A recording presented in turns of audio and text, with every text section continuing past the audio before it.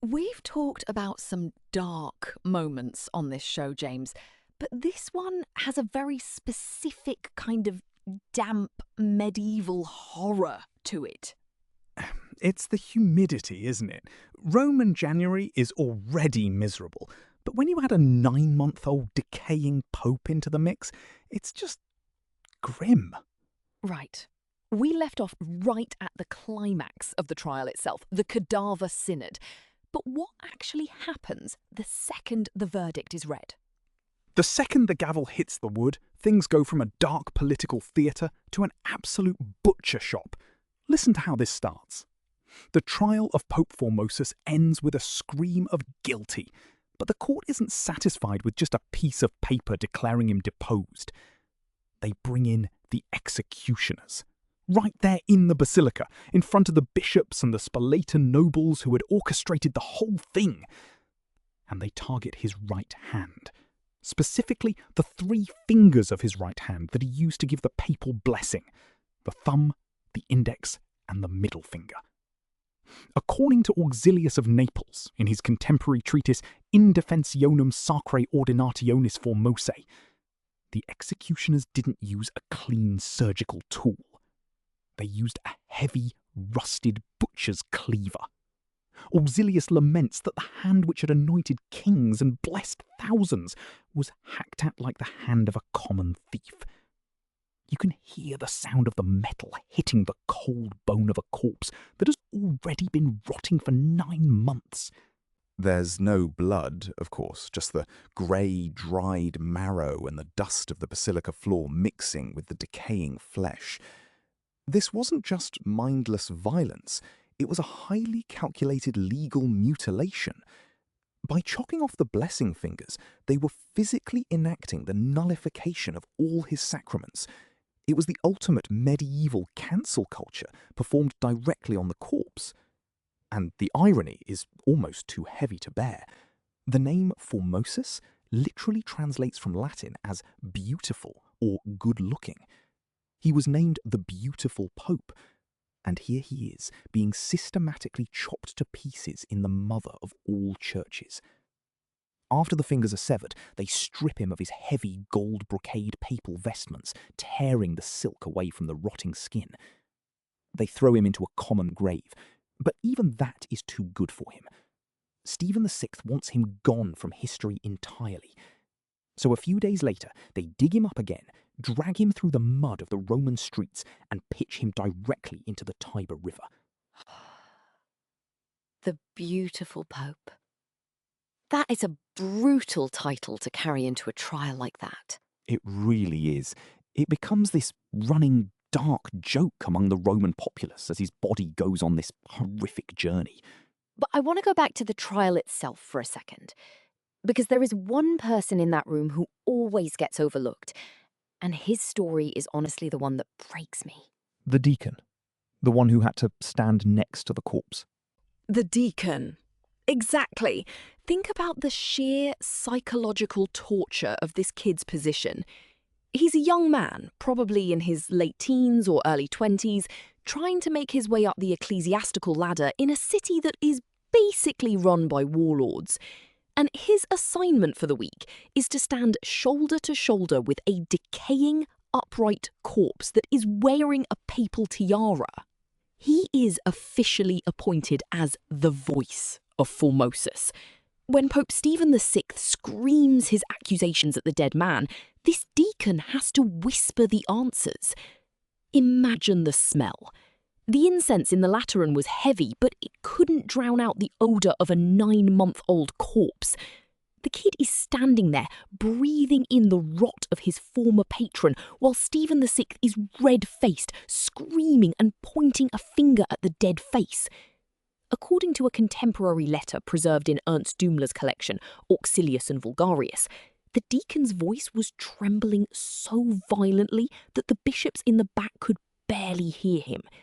He has to say not guilty on behalf of a mouth that is literally hanging open in a silent yawn of death.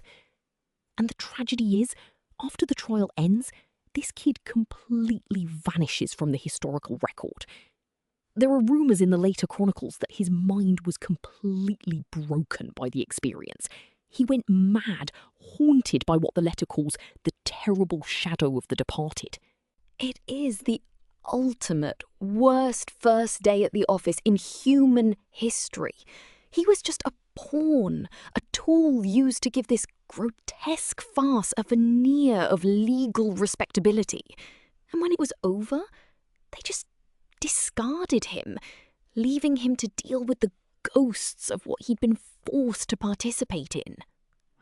It's devastating. You have this massive geopolitical clash between empires, and right in the middle of it is this terrified kid who just wanted to be a priest. And the contrast between the high-flying theology of the sacraments and the physical reality of a kid throwing up behind a marble column because of the smell. It's just so human. But let's look at what they do with the body next, because this is where the Roman memory sanction rituals come into play. They don't just want him dead, they want him erased.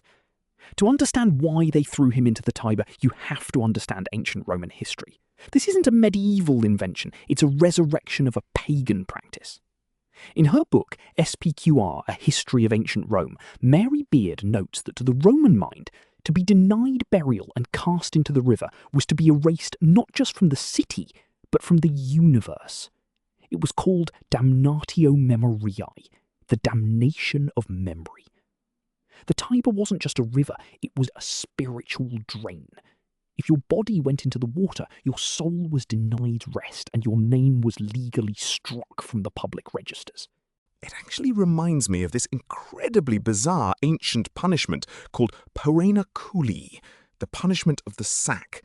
In pagan Rome, if you killed your parent, they would sew you into a leather sack with a live dog, a rooster, a viper, and a monkey, and throw the whole screeching mess into the Tiber.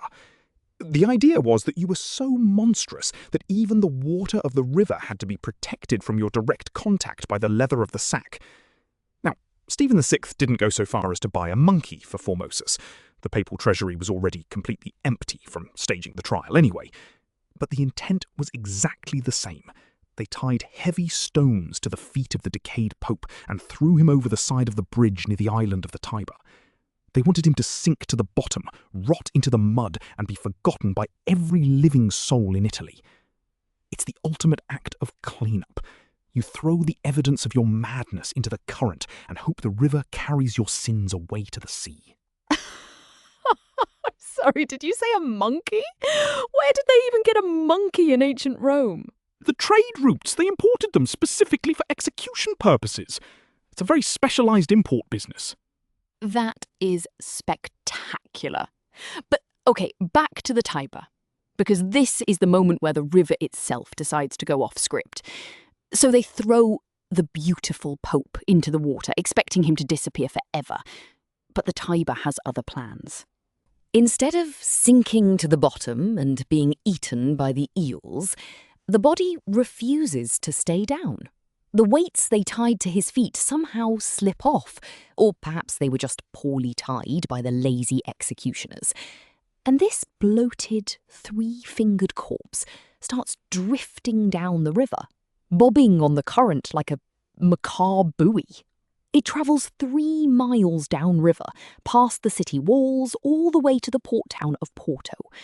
And there is a fisherman, casting his nets in the early morning fog.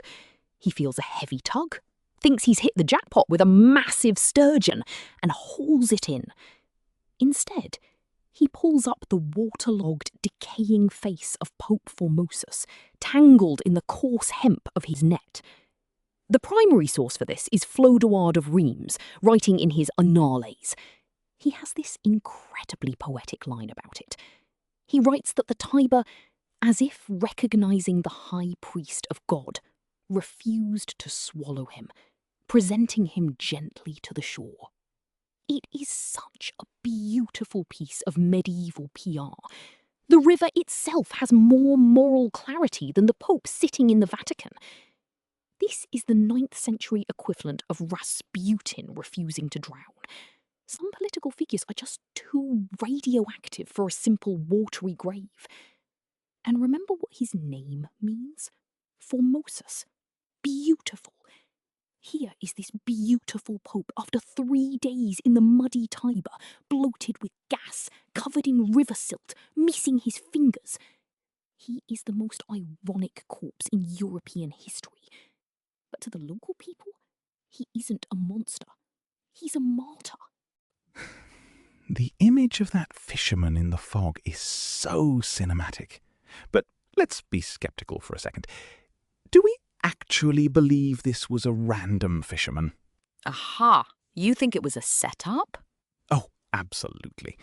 The Formosan political faction didn't just evaporate when he died, they were hiding in the shadows, waiting for Stephen VI to make a mistake.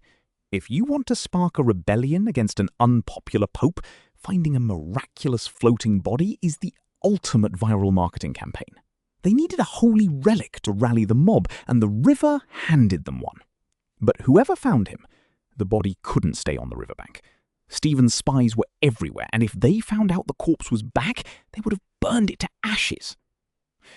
So a local monk named Stephanus enters the scene. He is the quiet hero of this horrific middle act. Stephanus takes the body from the fisherman. He doesn't have a horse or a carriage. He has to carry this heavy, wet, rotting corpse on his own shoulders. According to Flodoard's account, Stephanus wrapped the cold clay in his own woolen cloak, fearing the wrath of the queen more than the judgment of God. The queen he's talking about is Empress Adgeltrude of Spoleto, the terrifying matriarch who forced Stephen VI to hold the trial in the first place.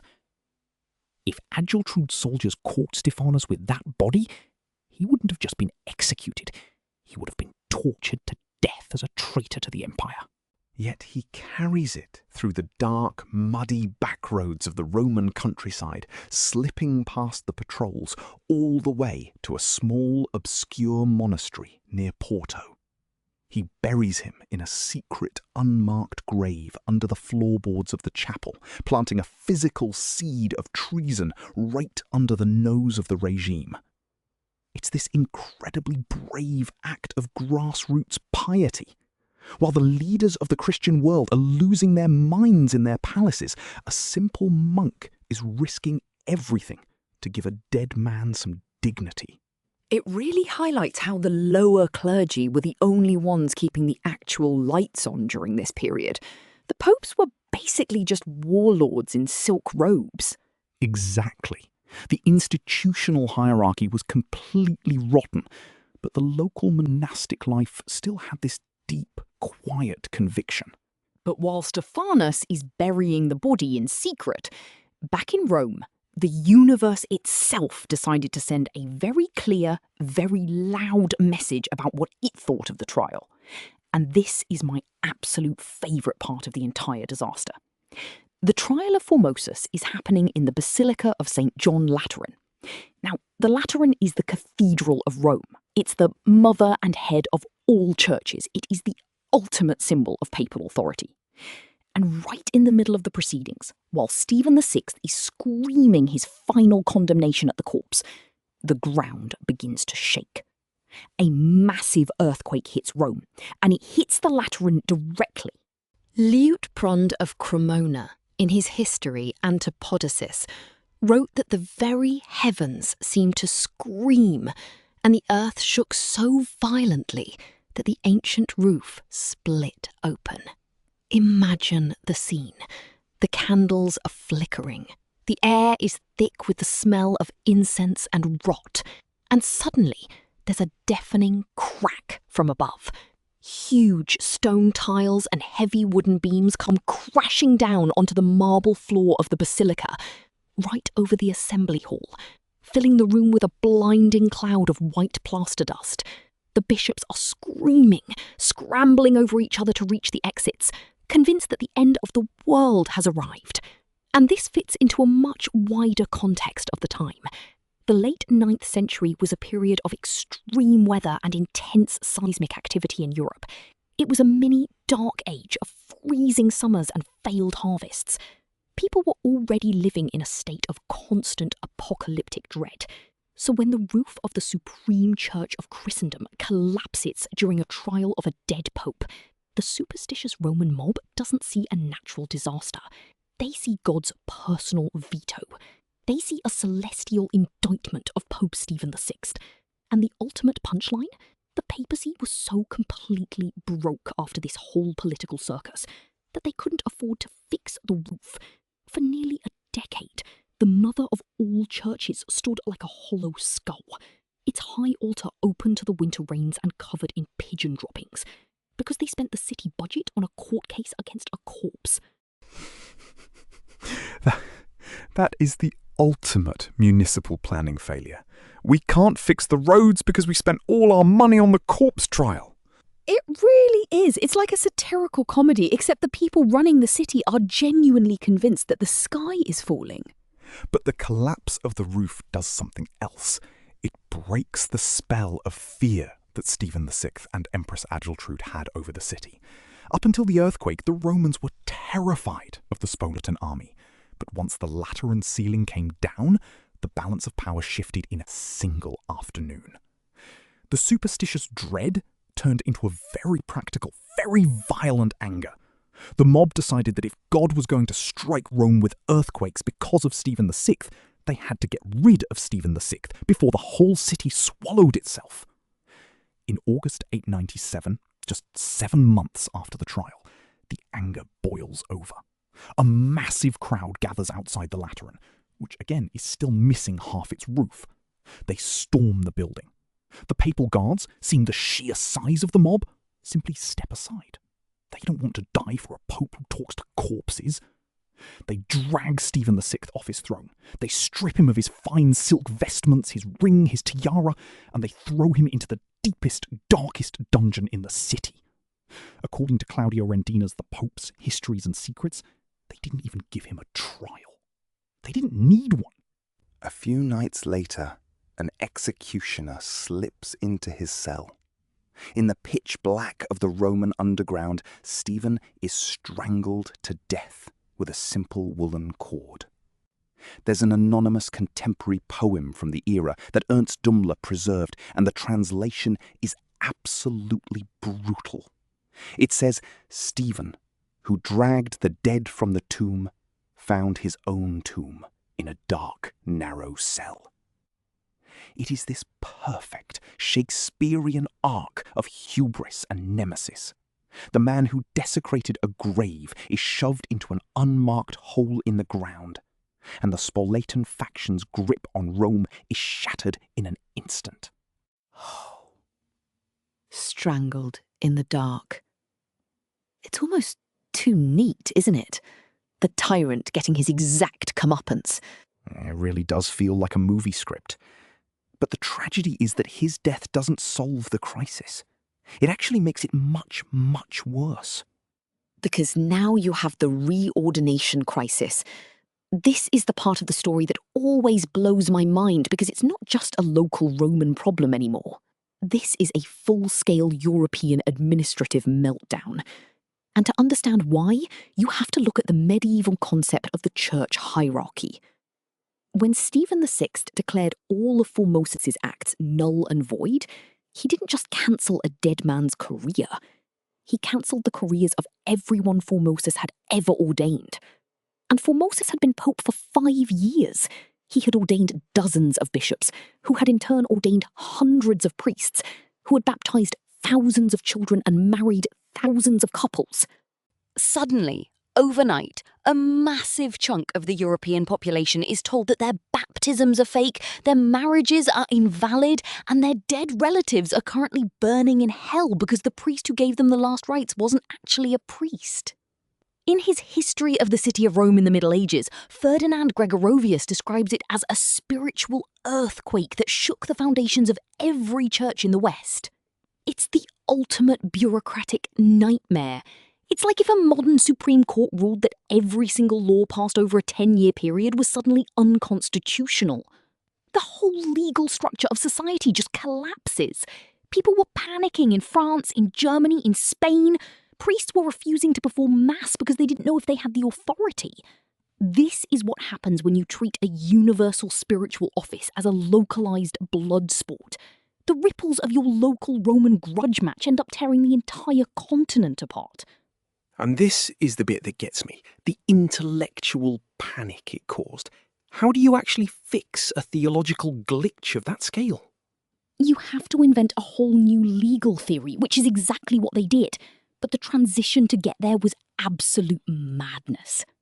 Right, because the next 10 years in Rome are basically a game of musical chairs, but the chairs are made of knives and the loser gets poisoned. Between 896 and 904 AD, there are 10 different popes in 8 years.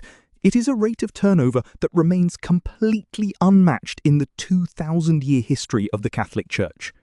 Horace K. Mann, in his massive work, The Lives of the Popes in the Early Middle Ages, wrote that the chair of St. Peter became a target for the daggers of faction, warm with the blood of its previous tenant. Every time a new faction took over the city, they would appoint their own pope, who would immediately hold a synod to reverse everything the previous pope did. So you have Pope Romanus in 897, who rules for 3 months. He declares Formosus innocent, but before he can even dry the ink on the decree, he's deposed and forced into a monastery. Platina, in his Lives of the Popes, dryly notes of Romanus, he was no sooner pope than he was made a monk, a transition common in those turbulent times. Then you get Pope Theodore II, who rules for exactly 20 days in December 897. But Theodore is a man on a mission. He has a checklist on his fridge. 1. Get the Pope out of the river. 2. Dress the Pope. 3. Bury the Pope. 4. Die. And he actually gets it done. He sends soldiers to retrieve the body from the secret grave where Stephanus the monk had hidden it. He dresses the rotting corpse back in the full papal robes, holds a majestic funeral mass in St. Peter's Basilica, and officially reburies him with full honours. And then, true to the checklist, Theodore dies 20 days into his reign, likely poisoned by the anti-Formosan faction who were horrified by his efficiency. It is this frantic, breathless period where nobody wants the job because the job is a literal death sentence, yet everyone is fighting to the death to get it. The checklist on the fridge is too real. Theodore II was the ultimate workaholic of the medieval papacy. He really was. He didn't waste a single hour. He knew his time was short and he used every second to correct a historical injustice. But the absolute peak of this legal comedy happens in 898 under Pope John IX. This is where they try to actually put the lid back on the coffin. John IX realises that the church is going to dissolve if they don't stop putting dead people on trial. It's just bad branding. So he calls a massive synod in Ravenna. He brings in bishops from all over Italy and Germany, and he forces the ones who participated in the Cadaver Synod to explain themselves. According to the official records preserved in Mansi's Sacrorum Conciliorum, several of these bishops actually fall to their knees and start crying. They yell, "We sinned, we sinned. The fear of death drove us to condemn the innocent. Let his blood not be upon us." It is this incredible, pathetic moment of self-preservation. It is the 9th century equivalent of corporate executives crying in front of a Senate committee to keep their pensions after the company collapses. They claim Stephen VI threatened to cut their throats if they didn't vote guilty, which is probably true, but still, have some backbone, guys. John IX formally burns the records of the Cadaver Synod. He throws the transcripts into a giant bonfire in the middle of the courtyard. The decree says, "We totally condemn and abrogate that noxious assembly and decree that its records be delivered to the flames." They also pass a law that officially forbids any future trials of dead persons. They literally have to write a rule that says, "Do not dig up the dead to yell at them." They thought that was the end of it. They thought the fire had washed the slate clean and the church could finally move on from the nightmare. But as we know with Roman politics, the ashes of one bonfire are usually just the kindling for the next one. They actually had to write a law. That is the ultimate sign of institutional failure, isn't it? When do not put corpses in court has to be officially codified. If it's not in the employee handbook, someone's going to do it. That's just basic human nature. But this brings us to the guy who really proves that a grudge can survive anything, even a papal decree and a massive bonfire. Enter Sergius III in 904 AD. And if you thought Stephen VI was unhinged, Sergius is a whole different level of political sociopathy. Sergius was actually one of the co-conspirators of the original Cadaver Synod. He was there cheering Stephen VI on, and he hated Formosus with a passion that time could not dull. When he finally grabs the papal throne by force, he doesn't care about John IX's peace or the Ravenna decrees. He immediately declares John IX's synod invalid, reinstates the verdict of the Cadaver Synod, and, I am not making this up, he digs Formosus up for a third time. Liutprand of Cremona records that Sergius, filled with rage, dragged the body once more from the earth, as if the grave itself could not contain his hatred. At this point, the body has been buried, dug up, buried, dug up, thrown in a river, fished out, buried in secret, dug up, buried in St. Peter's, and now dug up again. I mean, at what point does Formosus's body just have a seasonal residency in the Tiber? Sergius has him dragged back to the river and thrown back in. He wants to finish the job that Stephen VI failed to do. This is the political grudge that outlives the grave. It's the 10th century equivalent of modern regimes that spend decades purging and renaming cities to erase their predecessors. But again, the Tiber refuses to cooperate. The body drifts back to the shore, where some pious locals find it and hide it once more. It is this incredible, almost slapstick cycle of desecration and devotion. The more Sergius tries to destroy the memory of Formosus, the more he turns him into this legendary, unkillable saint of the Roman people. The sheer petty dedication of Sergius is almost impressive. He waited 6 years just to dig up a skeleton and throw it back in a river. It's the absolute lack of chill. It's beautiful in its own twisted way. But this era, the one launched by Sergius III, actually has a very specific, very famous name in history. And this is where we have to talk about the pornocracy. Historians call this period the Saculum Obscurum, the Dark Age. But the more colourful term is the pornocracy, or the rule of the prostitutes. The term was popularised by Edward Gibbon in The Decline and Fall of the Roman Empire, and he wrote about the influence of two sister prostitutes, Marozia and Theodora, who courted and commanded the popes of Rome. The theory is that the papacy was completely captured by a single family of powerful, corrupt aristocratic women who ran Rome like a family business.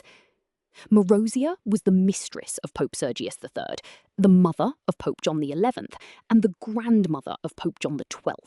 She basically controlled the keys of St. Peter for decades. But we have to look at the massive double standard here, because this term pornocracy is deeply suspect. The male popes of this era were literally digging up corpses, strangling each other in dungeons, and throwing bodies in rivers. Yet the era only gets labelled the rule of prostitutes when women start running the show effectively and stabilising the administration. Marozia was a political warlord, yes. She was ruthless, yes. But she was no more corrupt than the men who preceded her. She was just better at the game. It's a classic historical smear. When men run a corrupt system, it's called politics. When women run it, it's called pornography. You're completely right about the bias. Gibbon and the later chroniclers had a massive issue with powerful women. They really did. It's the ultimate boys' club rewriting the history books to make sure the women look like monsters, while the guys who were literally desecrating graves get off as troubled politicians. But what about the long-term scar this left on the church itself? because the intellectual defense of Formosus actually laid the groundwork for how we understand law today. This is where we have to look at the work of Auxilius of Naples again, because he had to solve a massive philosophical puzzle. The puzzle was, if a pope is corrupt, are his official actions still valid? In his treatise De Ordinationibus Formosi Papae, Auxilius argued something that was incredibly radical for the 9th century. He wrote, "If we must undo all that Formosus did, we must also tear down the church itself, for we are all sons of his ordinations." He formulated the idea that the office is separate from the man. The sacraments are valid because of the authority of Christ, not because of the personal virtue of the priest. This is the origin of the legal concept of de facto authority, the idea that actions taken by a government official remain legally binding, even if their appointment is later found to be illegal. It is the only thing that saved the Western world from administrative chaos. If every corrupt leader nullified all the laws they passed, society would collapse every time there was a coup. So the absolute madness of the Cadaver Synod actually forced the Western mind to invent the modern, resilient rules of legal and administrative authority that we still use today. It is this incredible historical paradox. Out of the most grotesque, superstitious, bone-cleaving trial in human history, we got the foundation of modern constitutional law. It's the ultimate silver lining. Sorry about the rotting pope, but hey, we fixed the legal system. Exactly. It's the most high-stakes accidental progress imaginable. But there's one final detail that we have to talk about before we close this chapter, because it's the ultimate victory of the dead man. The official register. The official register. If you go to the Vatican today and look at the Annuario Pontificio, the official directory of every legitimate pope in history, Pope Formosus is still listed. He is right there between Harrison and Stephen. He is legally, officially, a legitimate pope of the Catholic Church. And Stephen VI, the guy who dug him up, put him on trial and had his fingers chopped off, he is also listed. But his trial of Formosus is officially considered null and void. In the long memorial of the Church, the verdict of the river was overturned. John Norman Davidson Kelly, in the Oxford Dictionary of Popes, dryly observes that the dead man retained his crown, while his tormentors are remembered as historical monsters. It took centuries of quiet, bureaucratic editing, but the beautiful Pope won in the end. He survived the cleaver, the earthquake, the river, and the fire, simply by staying on the page. That is the most satisfying piece of historical justice. It proves that if you wait 1,000 years, even the most absolute political ruin can be quietly erased from the official ledger. It really is the ultimate long game. The bureaucracy always wins. And on that note, we're going to take a break, but when we come back in the next chunk, we're going to look at the immediate aftermath of Stephen's death, the terrifying flight of Empress Agiltrude, and how Rome tried to rebuild a cathedral with no roof. Don't go anywhere. The story gets even messier. And we are back. If you are just joining us, we've spent the first part of this episode digging up a dead pope, putting his rotting corpse on trial, and watching the ceiling of the Lateran Basilica literally cave in from an earthquake while Pope Stephen VI screamed at the skeleton. It is still the most metal thing we've ever covered on this show. But James, we promised everyone the fallout, because as wild as the trial was, the immediate aftermath in Rome was pure, unadulterated chaos. Oh, absolutely. The moment the dust settled in that collapsed basilica, the clock started ticking for Stephen. The Roman public was highly superstitious, and an earthquake during a trial is not exactly a subtle hint from the heavens. Yeah, God basically sent a giant stone post-it note saying, "Stop doing this." But Stephen didn't stop, and the city was ready to explode. Oh, they didn't have to wait long. Let's look at August of 897, just 7 months after the trial, because the backlash, when it came, was swift, brutal, and entirely unsparing. So, picture the scene. The heat of a Roman summer is baking the city, the stench of the Tiber is rising, and the anger of the populace has boiled over. They are broke. Their main cathedral is a roofless ruin because Stephen spent the entire treasury on this vanity trial, and they are convinced the city is cursed. A mob of angry citizens, allied with the pro-Formosan faction, storms the Lateran palace. There are no imperial guards to save the Pope this time.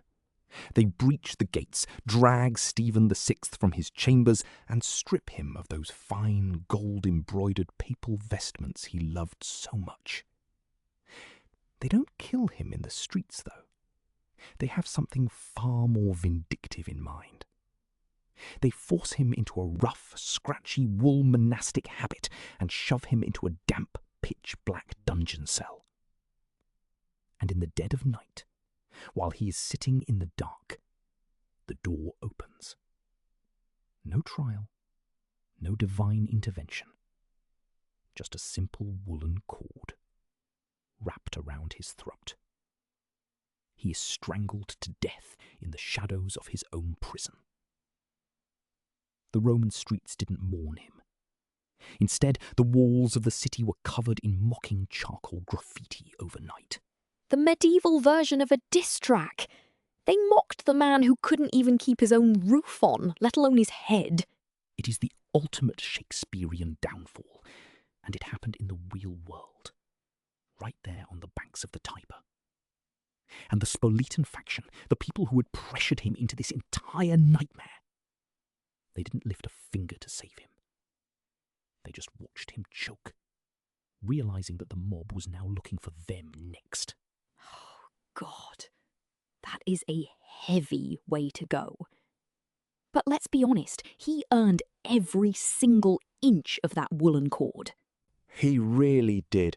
It's hard to find a pope with less of a claim to sympathy than Stephen VI. But what about the mastermind behind him? The puppet master? You mean Empress Egeltrude? Oh, this is where the political house of cards completely collapses, and it is spectacular. Because the moment Stephen's body went cold in that dungeon, Egeltrude realised that the game was up. The Roman populace didn't just want the Pope's head, they wanted the Spoletans out of Rome entirely. In his book, The Popes, Histories and Secrets, Claudio Rendina writes that the empress who had entered Rome as a conqueror left it in the dead of night, pursued by the ghosts of her own vengeance. She literally flees the city in disguise, abandoning her faction's grip on the papacy, running back to her stronghold in Spoleto.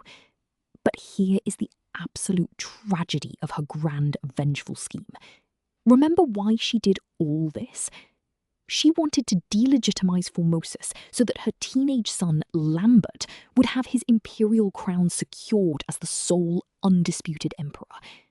She dragged a corpse through a courtroom, desecrated the church, and ruined the papacy just to protect her boy's career. And just a year after the Cadaver Synod, in 898, 18-year-old Lambert goes out hunting in the forests of Marengo. He is the emperor. He has the crown. He has survived his mother's blood vendetta. And he gets thrown from his horse and dies instantly. Or, as some sources whisper, he was quietly assassinated by a pro-Formosus loyalist. Either way, he's dead at 18. Liutprand of Cremona wrote that he who sought to build his throne on the bones of the dead found his own grave in the forest before the year was out. All that horror, the exhumation, the mutilation, the ruin of Rome's moral authority, all of it for a kid who got taken out by a random accident or a quiet blade a few months later. Egeltrude lived on, but her empire was gone, her son was dead, and she was left with nothing but the legacy of having staged the most grotesque trial in human history. It is the supreme historical irony. It was all entirely, completely pointless.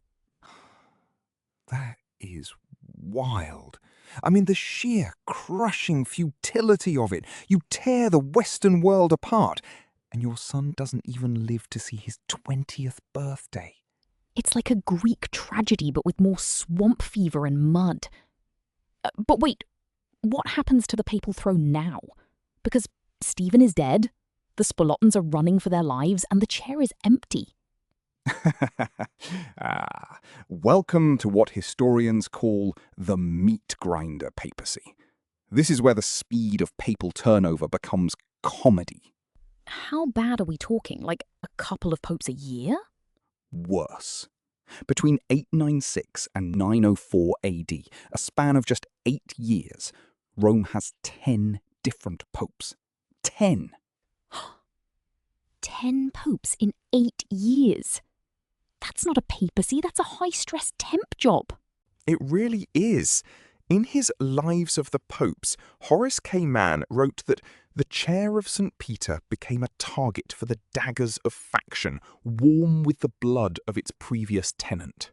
And the immediate succession after Stephen VI's is the most chaotic part of this entire run. First, we get Pope Romanus in August of 897. He is put on the throne by the anti-Stephen faction, and his entire agenda is undo everything Stephen did. He rules for exactly 3 months. And before he can even get his decrees drafted properly, he is deposed by another faction, dragged out of the palace and forced to become a monk. Platina, in his Lives of the Popes, dryly notes of Romanus, he was no sooner pope than he was made a monk, a transition common in those turbulent times. It's like, congratulations, you've been promoted to the highest office in Christendom. Oh, wait, never mind. Here is your hair shirt and your vow of silence. Then comes Pope Theodore II in December of 897. Theodore is a genuine hero in this story, but his reign is the ultimate political sprint. He is pope for exactly 20 days. 20 days! But in those 20 days, he manages to accomplish more than most popes do in 20 years. He has one goal: retrieve Formosus from his watery grave, dress him back up, and bury him with full honours in St. Peter's. And then, the moment he completes this grand, symbolic act of restoration, he dies. Just like that. Some historians think he was poisoned by the anti-Formosans, others think it was the sheer stress of the job. But to the medieval mind, it was as if God had allowed him to live just long enough to perform this act of justice, and then called him home. It's the ultimate arrive, fix the mess, die speedrun. 20 days of absolute moral clarity in the middle of a decade of madness. And it leaves Rome in a state of suspended animation, because the theological implications of what Stephen had done were still tearing Europe apart. 20 days. It's hard to comprehend that level of focused desperation. He must have known his wine was probably poisoned the moment he ordered the exhumation. He absolutely did. It was a suicide mission for historical dignity. Oh, this is the part of the story that we often skip over because the corpse trial is so flashy. But the intellectual and spiritual panic was actually the most terrifying part for ordinary people. Because we have to think about what the Cadaver Synod actually did in terms of church administration. When Stephen VI declared all of Formosus' acts and ordinations null and void, he wasn't just insulting a dead guy, he was pulling the plug on the entire spiritual grid of Western Europe. Ferdinand Gregorovius, in his monumental History of the City of Rome in the Middle Ages, describes this as a spiritual earthquake that shook the foundations of every church in the West. And he's not exaggerating. Think about the math. Formosus had been a bishop and a pope for decades. He had ordained hundreds of priests and bishops. Those priests had baptized thousands of babies. They had married thousands of couples. They had heard confessions and given last rites to dying people in silence. If Formosus was never a legitimate pope, then those priests were never legitimate priests. Which means your baptism? Fake. Your marriage? You're living in sin. Your dead grandmother's confession before she died? Invalid. She went to hell. Imagine being an ordinary peasant in Germany or France, and a messenger arrives saying the Pope in Rome dug up the previous Pope and declared all his magic spells don't count anymore. It was a crisis of existential dread. People genuinely believed their souls were in jeopardy because of a local Roman street fight they had nothing to do with. Bishops were panicking because they didn't know if they had the authority to run their diocese. It was the ultimate medieval administrative nightmare. Like a modern Supreme Court ruling that every law passed over a 10-year period is suddenly unconstitutional, but with eternal damnation as the penalty. And Stephen VI either didn't understand this would happen, or he was so blinded by local Roman politics that he simply didn't care. The entire Western world was held hostage by one man's obsession with a decaying skull. That is a terrifying perspective. We always focus on the weirdness of the court case, but for the average person, it was a literal, spiritual blackout. Exactly. If the channel to God can be broken by a petty family feud in Rome, then what is the church even for? How did they fix it, James? Because this seems like an existential dead end. Well, they fixed it with some of the most brilliant, desperate legal writing in history. And the man who did it was a legal intellectual named Auxilius of Naples. Wait, is this the same Auxilius who wrote The Defence of the Ordinations? Yes, the very same. He basically became the intellectual shield of the church during this crisis. So Auxilius is sitting in Naples, watching the Western Church slide into institutional collapse, and he realises he has to find a legal way out of this trap. In his treatise, De Ordinationibus Formosi Papae, he writes a line that is the cornerstone of modern Catholic sacramentology. He says, if we must undo all that Formosus did, we must also tear down the church itself, for we are all sons of his ordinations. Auxilius's genius was to separate the office from the man. He argued that the sacraments performed by a priest or a pope are valid because of the power of the office, not because of the personal moral purity of the individual holding it. This is what we call the doctrine of de facto authority in modern law. The idea that actions taken by a government official remain valid even if their appointment is later found to be illegal. Without this concept, every time a president or a king was deposed, every contract they signed and every law they passed would be void. Society would collapse. But now, let's take a quick detour here. Because this medieval legal patch is the exact same intellectual gymnastics that the Vatican had to use nearly 1,000 years later. In 1870, at the First Vatican Council, when they defined the dogma of papal infallibility, they had a major problem.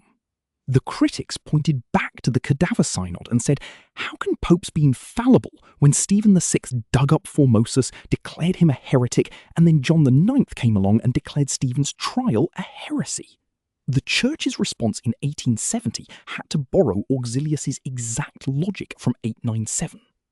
They argued that papal infallibility only applies when the Pope is teaching officially on faith and morals, ex cathedra, not when he is suffering from severe paranoid political madness and yelling at a skeleton.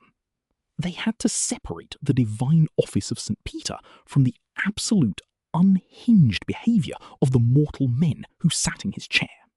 So, in a very real way, Auxilius's defence of a waterlogged corpse in the 9th century laid the groundwork for modern Catholic theology and modern constitutional law. This is unbelievable, but incredible, like the intellectual gymnastics that you've gone through. Formosus is a sculptured public figure.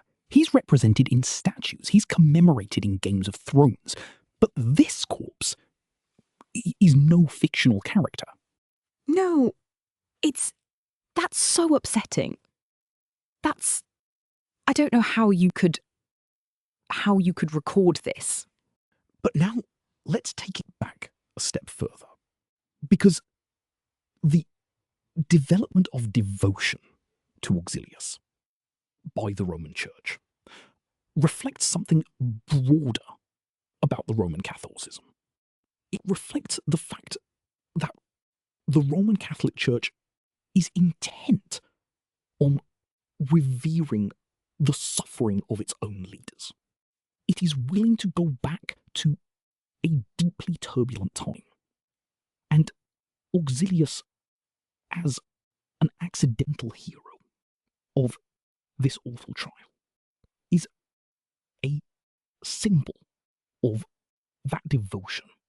He built an intellectual shield that saved the church from its own self-destructive urges. That is spectacular. It's the ultimate hate the sinner, love the administration argument. It really is. It's the only way they could keep the lights on. But okay, let's go back to the body itself, because we have Theodore II retrieving the corpse from the river, and this is where the story shifts from a horror film into something almost beautiful, or at least highly theatrical. Oh, the burial. This is the moment of peak grassroots drama in Rome. Right, so Theodore has the body fished out of the Tiber near Porto. And remember, this body has been dug up twice, mutilated, thrown in a river and caught in a fisherman's net. It is not in good shape. Formosus, meaning beautiful, is now the most tragic joke in Rome. But Theodore doesn't care. He has the corpse cleaned, wrapped in the finest pontifical robes, and placed on a grand litter. They carry the body in a massive, solemn procession through the streets of Rome, back to St. Peter's Basilica. And according to Liutprand of Cremona, and this is the most famous miracle story from the era, as the waterlogged body of Formosus is carried into the dim, candlelit nave of the basilica, the stone and mosaic icons of the saints on the walls, they appear to bow down. Liutprand writes that the images of the saints on the walls bowed down in reverent salutation as the dead pope passed them. Now, whether you believe in miracles or not, think about the theatrical power of that rumour spreading through the city. The living teenager, the poor deacon, was forced to stand next to the corpse and speak for it. But the stone icons of the saints? They don't need a deacon. They bow on their own. It was the ultimate grassroots PR coup against the Spoletans. It was the universe itself validating Formosus. Theodore buries him in the papal tombs, right next to St. Peter himself, with the full majestic rites of the church. It is this brief, shining moment of justice. The dead king is restored, the moral order is mended. But as we know with this era, the peace never lasts, because the next pope in line has to deal with the paper trail. The bowing statues, even if it's pure medieval PR, that is an incredible image. It's like the ultimate silent protest by the stones themselves. Exactly. We can't speak, but we can lean. But James, how do you legally erase a trial that has already happened? Because Stephen had formal records, there was a transcript. Ah, the paperwork. This is where Pope John IX enters the story in 898, and he decides to go full government cover-up on the whole affair. So John IX calls a synod in Ravenna in 898. He knows that just burying the body isn't enough. He has to destroy the legal memory of the trial. He didn't just write a counter-decree, he staged a public book burning in the Lateran courtyard. The physical destruction of the trial transcripts. If the legal record doesn't exist, the crime never happened. It's an early attempt at an institutional hard reset. This is early state-sponsored document shredding. It is an attempt to perform a retrospective damnatio memoriae on the trial itself. And then, to make sure this never happens again, John passes a law that forbids any future trials of dead persons. He also decrees that future popes can only be consecrated in the presence of imperial ambassadors, effectively giving up papal independence to prevent local Roman coups. It's the classic trade-off.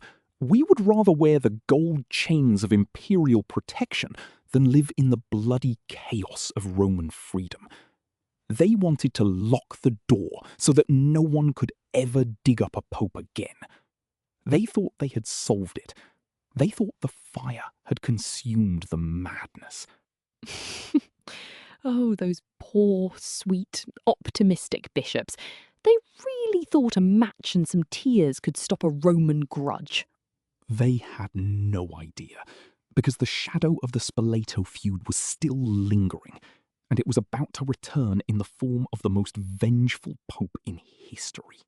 You mean Sergius III, the man who looked at the Cadaver Synod and said, "That was a great start. Let's do a sequel." Exactly. But before we get to Sergius's third exhumation of the body, we have to look at the guy who was writing the soundtrack to this entire madness. Ah, the grammar teacher, Eugenius Vulgarius, my absolute favourite character in this entire Dark Age soap opera. So, Eugenius Vulgarius is this highly educated grammar teacher and pamphleteer living in southern Italy during this chaos. And he is the ultimate 9th century version of a modern political commentator on Twitter who has to delete thousands of old tweets every time the government changes. When Stephen VI is in power, Vulgarius writes these manic, violent pamphlets attacking Formosus, calling him a usurper and a traitor.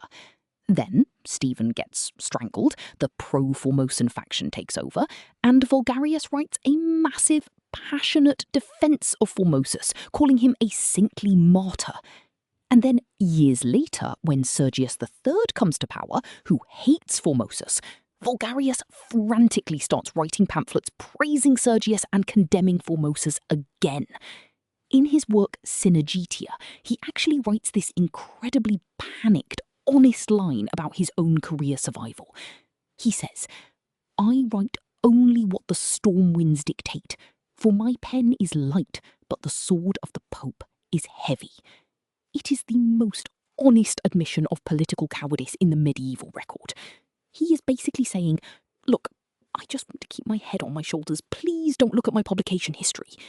He was navigating a literal ideological minefield where the wrong word could get you blinded or exiled. It shows us the human side of this institutional madness.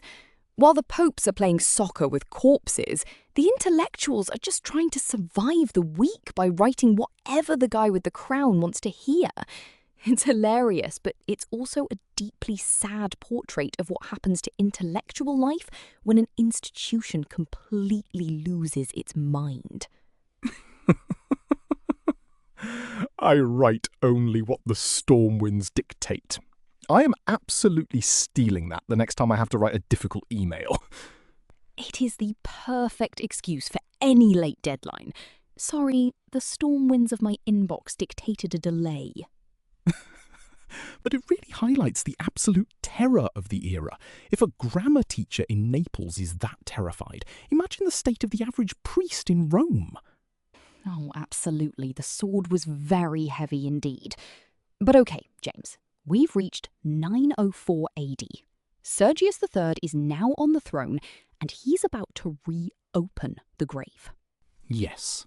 This is the moment where the story goes from a tragic political mess into something that is almost cartoonish in its petty, obsessive hatred. So, Pope Sergius III comes to power in 904 AD. He was a close ally of Stephen VI and a die-hard Spoletan loyalist. He has been waiting in the wings for 7 years, watching successive popes rehabilitate Formosus and burn the records of his beloved trial. And the moment he sits on the throne of St. Peter, he decides to undo the undoing. He completely invalidates John IX's peace. He declares the Cadaver Synod's verdict reinstated. But he doesn't stop there. He decides that the physical body of Formosus has enjoyed its peaceful rest in St. Peter's for far too long. He orders the tomb of Formosus to be opened again. This is the 3rd time this poor man has been dragged out of the earth. Liutprand of Cremona records that Sergius, filled with rage, dragged the body once more from the earth, as if the grave itself could not contain his hatred. He has the decaying body put on trial again, finds him guilty again. And this time, he decides to finish the job that Stephen started. He has the remaining fingers of the right hand chopped off. And then he orders the body to be thrown back into the Tiber. The ancient Roman practice of throwing enemies into the river, damnatio memoria, was officially outlawed under pagan Roman law, as Mary Beard notes in SPQR. Beard writes that to the Roman mind, to be denied burial and cast into the river was to be erased not just from the city, but from the universe. And here are medieval Christian popes resurrecting this pagan ritual of memory erasure against their own predecessors.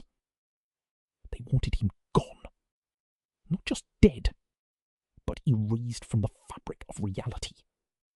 They threw him into the muddy, rushing waters of the Tiber, hoping the current would carry his memory away forever. It is the ultimate grudge that outlives the grave. It is political madness elevated to a religious sacrament. He dug him up. Again. I mean, at what point does Formosus's body just have a seasonal residency in the Tiber? It's like a summer home. Every June we go to the river. It is the most absurd, petty dedication to a grudge imaginable. It really is. But there is a wonderful poetic twist to this third dumping, because the river, once again, refuses to cooperate. Oh, the fisherman. Tell me about the fisherman. So, the body is thrown into the Tiber with heavy weights tied to it, but it doesn't sink. Or, if it does, it doesn't stay down. A few days later, a local fisherman is casting his nets near Porto, just outside the city. He feels a heavy pull on the net, drags it in, and finds the waterlogged, decaying body of the Pope tangled in the coarse hemp.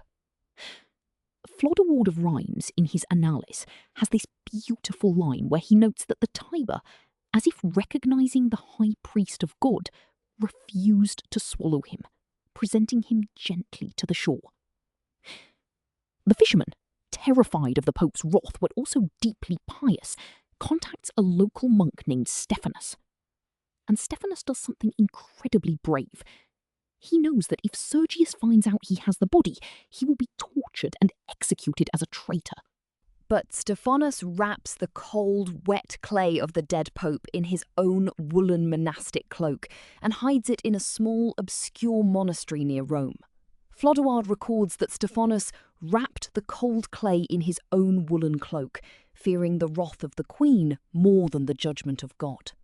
It's the 9th century equivalent of the righteous among the nations, ordinary people risking everything to protect the victims of ideological madness. And it is because of Stephanus and this fisherman that the body survived this second drowning. They kept him hidden in the dark, lighting candles for him, treating him like a saint, until the political winds shifted once more. It is this beautiful, quiet act of human decency in the middle of a literal swamp of corruption. And it proves that even in the darkest ages, there are always people who refuse to let the madness win.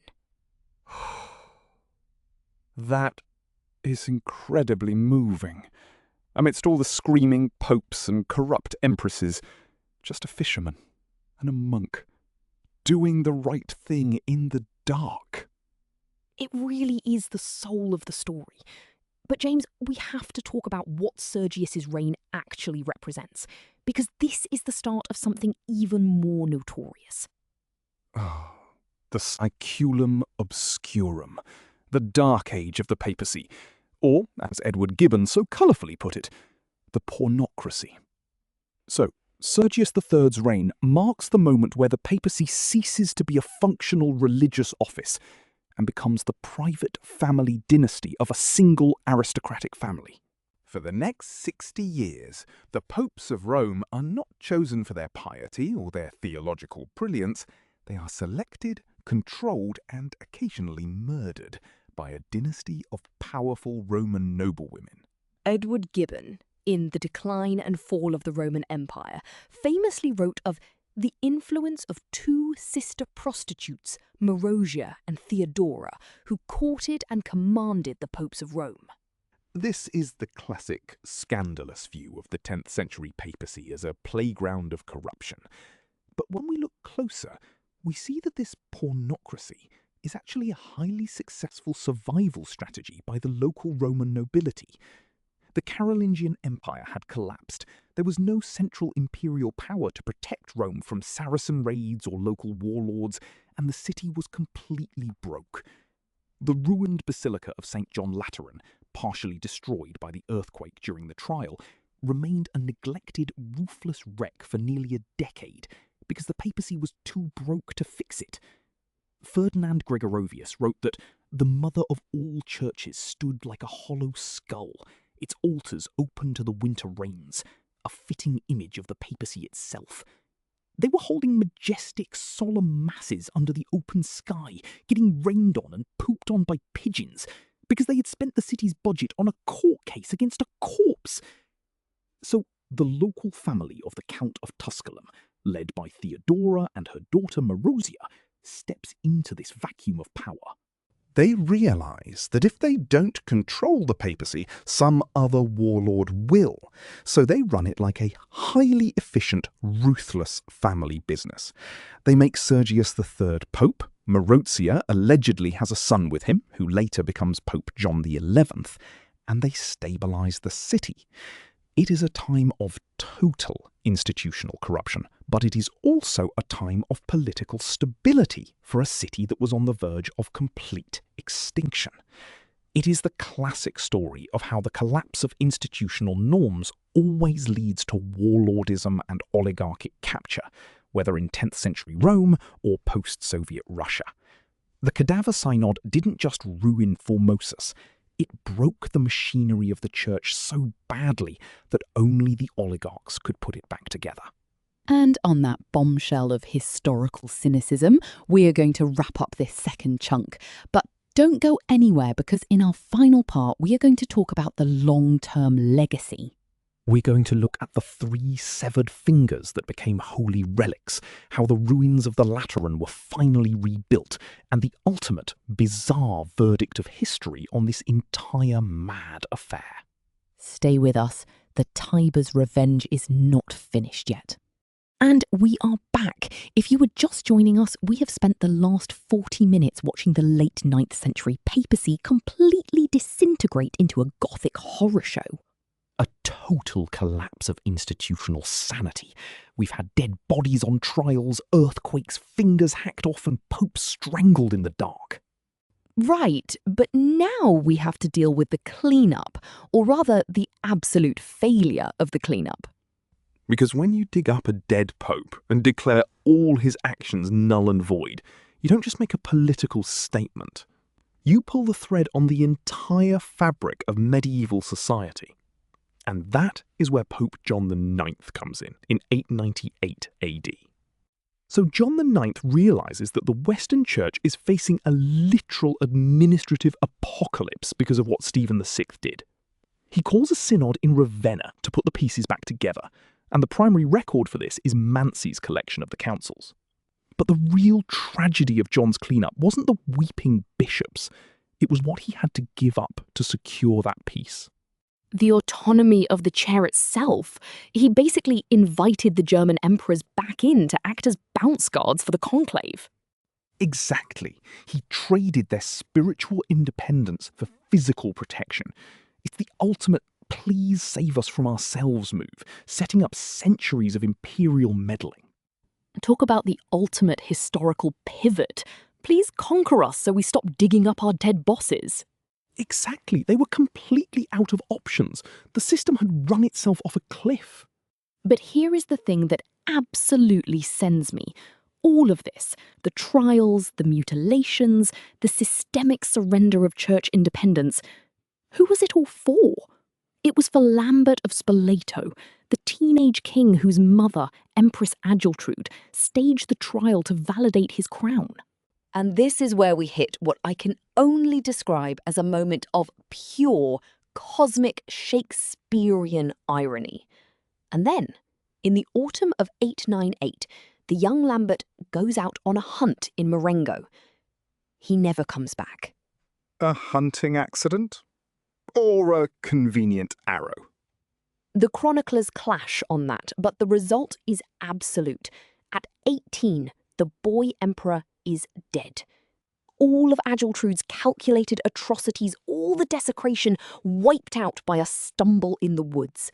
She ends up fleeing Rome in the dark, her dynasty shattered, leaving behind nothing but a stained reputation and a ruined cathedral. Death by wild boar is really the ultimate game over screen of the Middle Ages, isn't it?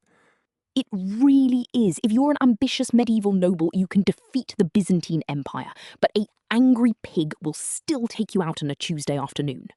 And meanwhile, back in Rome, the physical reality of the city is reflecting this absolute political ruin. Right, because the Cathedral of Rome, the Basilica of St. John Lateran, is still sitting there with a giant hole in its head. And that cathedral is a physical disaster area. For 10 years, the Lateran is roofless. But here's the bizarre twist.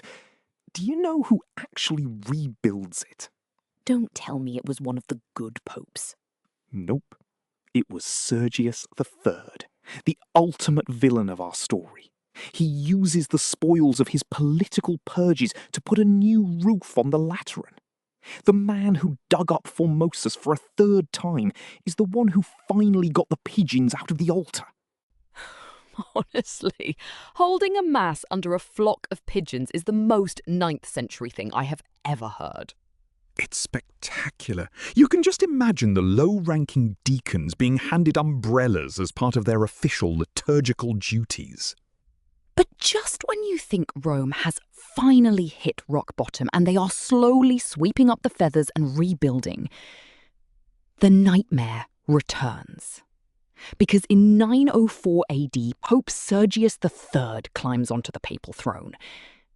And Sergius is a man who does not believe in letting go of a grudge. Sergius III is the ultimate political warlord. He was actually one of the original judges at the Cadaver Synod who had wept and apologised under John IX. But now that he has the crown, he decides that his previous tears were a sign of weakness. He wants to validate Stephen VI's verdict all over again. And Sergius's first order of business is to settle the old score. He has Formosus dragged out of his tomb yet again. That's 3 times in 8 years. I don't even know what to do with that. It's not politics anymore. It's a clinical obsession. It really is. He wants to tear down the very memory of the man. He lops off the remaining fingers and dumps the torso back into the Tiber, determined to make the river finish the job. But the terror wasn't just physical, it was intellectual.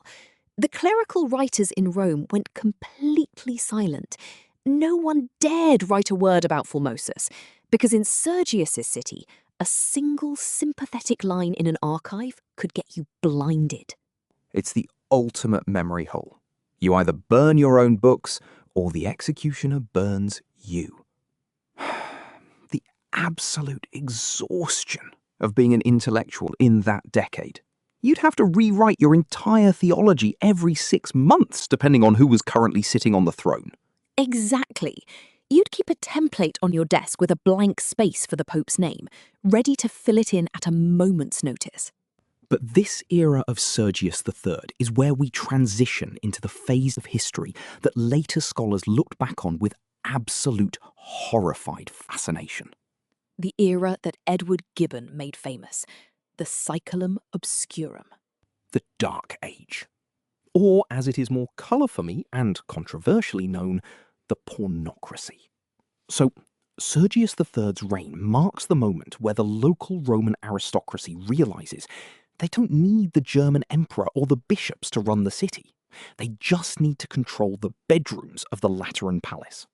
And the family that pulls this off is led by two extraordinary, ruthless women, Theodora and her daughter Marozia.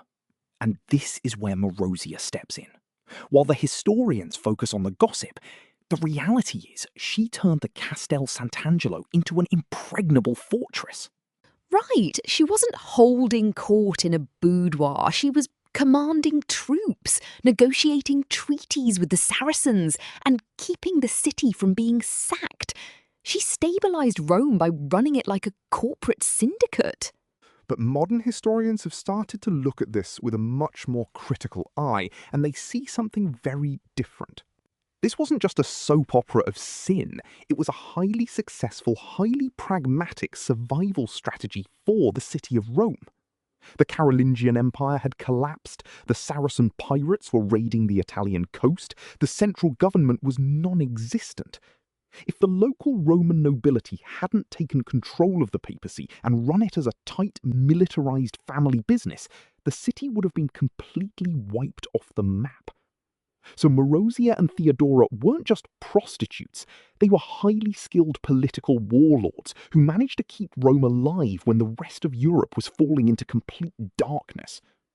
But the cost of that survival was the absolute, total secularization of the spiritual office of St. Peter. I love that you brought this up, because the term pornocracy has always bothered me.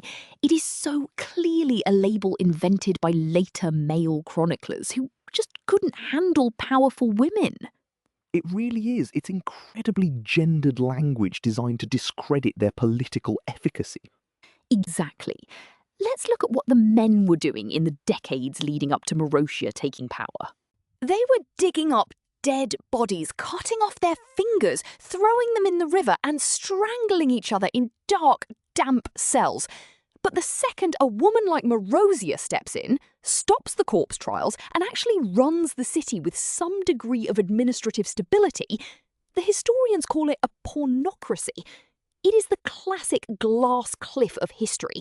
The men break the entire machine and then they complain about the way the women have to sweep up the glass. Marozia managed to navigate 3 decades of Roman politics. She was the mother of one pope, the lover of another, and the grandmother of a third. She held the Castel Sant'Angelo against foreign siege. She made alliances that kept the peace in central Italy for a generation. Was she corrupt by modern standards? Absolutely. But she didn't dig up any dead popes. Her era was one of political realism, and compared to the screaming, hysterical theatre of Stephen VI, Marozia looks like a beacon of absolute sanity. That is a fantastic point. Yes, we are running a family mafia, but at least we have the decency to leave the cemetery alone. Honestly, no grave robbing is a pretty solid campaign slogan for 10th century Rome. It's a low bar, but they cleared it. It really is the bare minimum of civil administration. But let us bring the story back to the physical body of Formosus himself.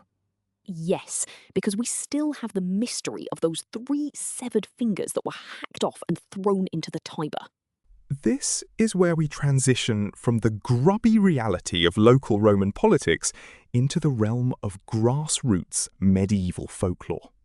Auxilius of Naples, who wrote the first intellectual defences of Formosus, records this beautiful, almost magical detail about the fingers. He writes that after the executioners threw the 3 severed blessing fingers into the river, they didn't just sink to the bottom like common meat. Instead, they floated downstream and were found by a simple, pious Roman woman who lived near the banks of the Tiber. She claimed that Formosus had appeared to her in a dream, showing her exactly where the fingers were tangled in the reeds near the river's edge. She retrieved them, wrapped them in fine linen, and kept them as secret relics in her home. Auxilius writes that these fingers, which the impious cut off, the pious preserved, and they shone with the light of 1,000 candles in the dark. Think about what those fingers represented to the common people of Rome. They were the fingers that had blessed the poor, the fingers that had anointed kings.